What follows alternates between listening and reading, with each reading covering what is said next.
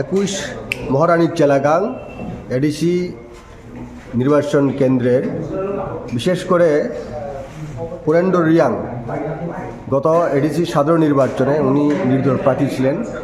ওনার প্রাপ্ত বুথ সংখ্যা হচ্ছে 1400 বুথ। আর দয়াল জমাতিয়া, নবরঞ্জন জমাতিয়া সহ আরও 8 জন আজকে আমাদের দলে যোগদান করেছেন।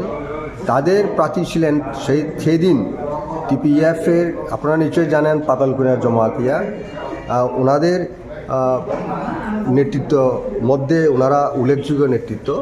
ওনারা পরবর্তী সময়ে বিজেপি দলে যোগদান করি এবং তারা আজকে আমাদের মহারাজার পথকে আদর্শ করে আমাদের দলের আদর্শকে সমর্থন জানিয়ে তীব্রমতাকে শক্তিশালী করার জন্য আজকে যোগদান করেছে। তাদের বুথ প্রাপ্ত সংখ্যা হচ্ছে 2700। আমাদের প্রার্থী সিন্ধুকোনা জমাতিয়া 1800 বুথে অল্প বুথে হেরেছিলেন গত এডিসি নির্বাচন সাধারণ নির্বাচনে। 2700 এবং 1441 বুথ আজকে তাদের সঙ্গে রয়েছে। তারা আজকে আমাদের দলে যোগদান করেছে। তাতে আমাদের দল আরও মজবুত হয়েছে।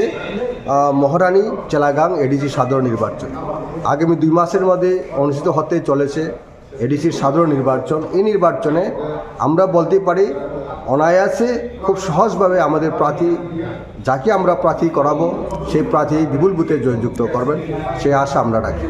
ধন্যবাদ। যুব সমিতিনি করে রেজানের পার্টি মনে খাইয়ে tiba mata final orang kabai kubai lam sogo BJP ni tiba mata final orang kabai kubai lam sogo